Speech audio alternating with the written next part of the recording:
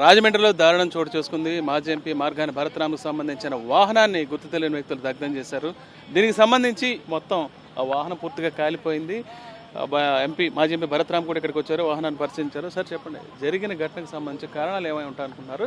ప్రధానంగా వాహనాలను దగ్ధం చేసేంత పరిస్థితి ఎందుకు వచ్చింది? ఎలా జరుగుతుంది? ఆశ్చర్యం అనిపిస్తూ ఉంది. అంటే అసలు ఎప్పుడు ఈ టైప్ సంస్కృతి రాజమహేంద్రవరంలో ఎప్పుడు లేదు. ఇట్లా దాడులు చేయడము, ప్రతి దాడులు చేయడము ఇలాంటి మరి నేను ఫస్ట్ టైం చూస్తూ ఉన్నా. మరి ఈ పరిస్థితుల్లో ప్రచార రథాన్ని ఈ రకంగా దహనం చేయడం అనేది నిజంగా హేయమైన చర్య. మరి ఇది ఆకతాయిల పని లేదా రాజకీయంగానే జరిగింది అనుకుంటున్నారు? ఇంక ఎవరు చేస్తారండి, ఎవరు చేస్తారు, ఎవరికి అవసరం ఉంటుంది? మరి మరి ఏమి ఆలోచన చేసి ఏం చేస్తూ ఉన్నారో అయితే నాకు తెలీదు. మొన్న అక్కడ మోరంపూడి ఫ్లైఓవర్ దగ్గర వచ్చేసరికి అక్కడ శిలాపలకం కూల్చడం దగ్గర నుంచి, దాని తర్వాత దాడులు చేయడం దగ్గర నుంచి, కుర్రోళ్ళని కొట్టడం దగ్గర నుంచి, తలకాయలు పగలగొట్టడం దగ్గర నుంచి, ఇళ్లల మీదకి వెళ్ళి దాడులు చేయడం దగ్గర నుంచి, ఇవాళ వెహికల్ని తగలబెట్టే కార్యక్రమం చేశారు. నిజంగా ఒకటి అదృష్టం ఏంటంటే గత 3 రోజుల నుంచి కూడా వర్షం వస్తుంది. దానివలన ఈ చెట్లు ఇవన్నీ కూడా తడిగా ఉన్నాయి. వీళ్ళు వెలిగించిన తర్వాత నిజంగానే కనుక ఎండ ఉండి ఉంటే మొత్తం ఇదంతా వెలిగిపోయి ఉండేది. ఇక్కడే మొత్తం అంతా కరెంటు వైర్స్ అన్నీ కూడా ఇక్కడే ఉన్నాయి. ఇవన్నీ కూడా ఆఫీస్ ప్రాంతం కూడా ఇక్కడ ఉంది.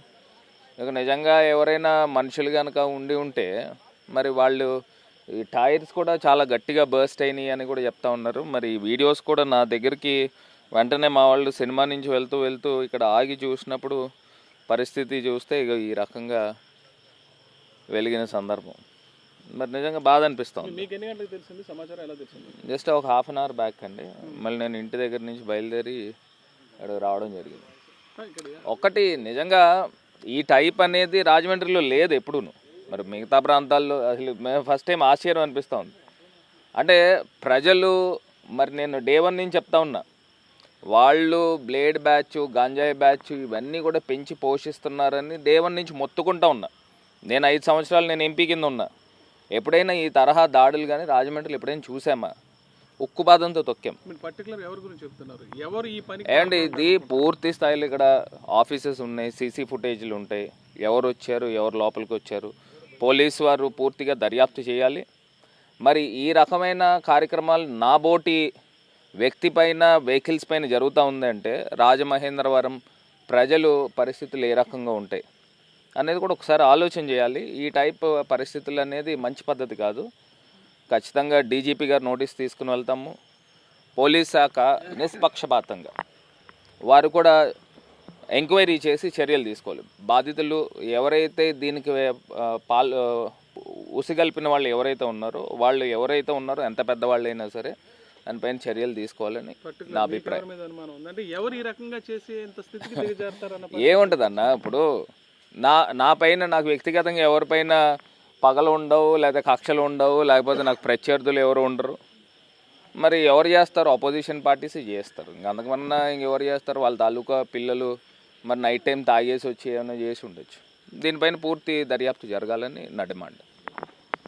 అధికార పక్షానికి మొత్తానికి సంబంధించిన వ్యక్తులే చేసి ఉంటారని, లేదా వాళ్ళు ఉసుగొలుపు ఉంటారన్న విషయాన్ని మాజీ ఎంపీ భరతరామ్ అయితే స్పష్టం చేస్తున్నారు. దీనికి సంబంధించి ఇప్పుడు ఎవరి దగ్గరికి వెళ్ళదలుచుకున్నారు, ఎలా ఫిర్యాదు చేయదలుచుకున్నారు, ఏం చేయదలుచుకున్నారు? ఎందుకంటే ఇవాళ వాహనం అయింది.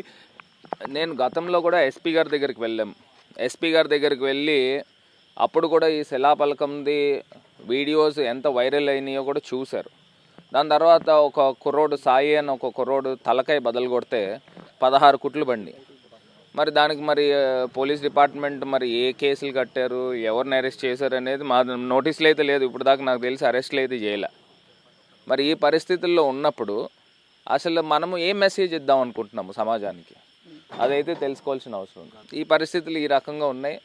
ఒకటి ప్రజలు కూడా గమనిస్తూ ఉన్నారు. మరి ప్రజలు ఈ ప్రభుత్వాన్ని ఇంత గొప్పగా ఎన్నుకున్న దానికి వీళ్ళు చేసే కార్యక్రమం మరి ఈ రకంగా ఉందనేది కూడా ఒకసారి ప్రజలు ఆలోచన చేసుకోవాలి. ప్రభుత్వం కొత్తగా ఏర్పడిన తర్వాత వరుసగా జరుగుతున్న సంఘటనలో భాగంగా దీన్ని భావిస్తున్నారు. అంతే కదండి, 100% రాష్ట్ర వ్యాప్తంగా జరుగుతూ ఉన్నాయి, ఈ దాడులు జరుగుతూ ఉన్నాయి. అసలు మరి ఇంత దారుణంగా వెహికల్స్ తగలబెట్టడం ఏంటంటే, ప్రచార రథాన్ని తగలబెట్టడం ఏంటంటే, అంటే దానిపైన జగనన్న ఫోటో ఉంది, జగనన్న ఫోటోలు ఉన్నాయి, నా ఫోటోలు ఉన్నాయి అని తగలబెడతా ఉన్నారా? మరి ఏంటో మరి అది ఇంక దీన్ని ఏంటంటే ఎంహెచ్ఆర్ పాలిటిక్స్ అని నేను అభివర్ణిస్తాను. ఎవరి దృష్టికి తీసుకెళ్తారు? ఖచ్చితంగా డీజీపీ గారు నోటీస్ తీసుకుని వెళ్తాము. డీజీపీ గారు నోటీస్ తీసుకుని వెళ్ళి ఈ రకమైన వెహికల్స్ దాడి చేయడం ఏంటంటే రాష్ట్రంలో ఇప్పుడు పరిస్థితి స్థాయిలోనే ఉన్న వ్యక్తికి ఇలాంటి పరిస్థితులు అయితే అంటే నేను ఇందాక చెప్పాను, నిజంగా వర్షం లేకపోయి ఉంటే ఇది చాలా పెద్ద మిషాప్ అయి ఉండేది.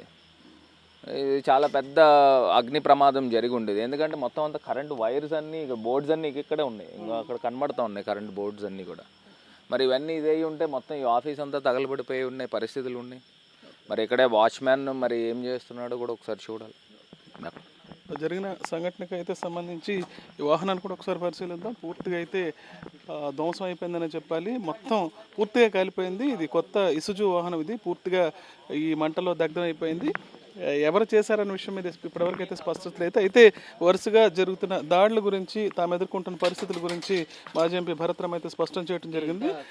జరిగిన సంఘటనకు సంబంధించి అయితే డీజీపీకి ఫిర్యాదు చేస్తామన్నారు. వరుసగా చోటు చేసుకున్న సంఘటనలు తమపై ఉన్న వ్యతిరేకతని ఈ రకంగా చూపించడం సరికాదంటున్నారు. రాజమండ్రిలో అసలు ఇటువంటి కల్చర్, ఇటువంటి పరిస్థితులు కూడా ఏనాడు ఎదురయ్యే పరిస్థితి లేదని, ఈ వాహనాలు తగలబెట్టడం అనేది ఇప్పుడు జరగడం చూస్తుంటే చాలా దారుణమైన పరిస్థితులు తాము ఎదుర్కొంటున్నట్టు స్పష్టమవుతుందని చెప్తున్నారు. దీనికి సంబంధించి డీజీపీని కూడా కలిసి ఫిర్యాదు చేస్తామని మాజీ ఎంపీ భరత్రామ్ చెప్తున్నారు. Rajahmundry media Harish for Sakshi news.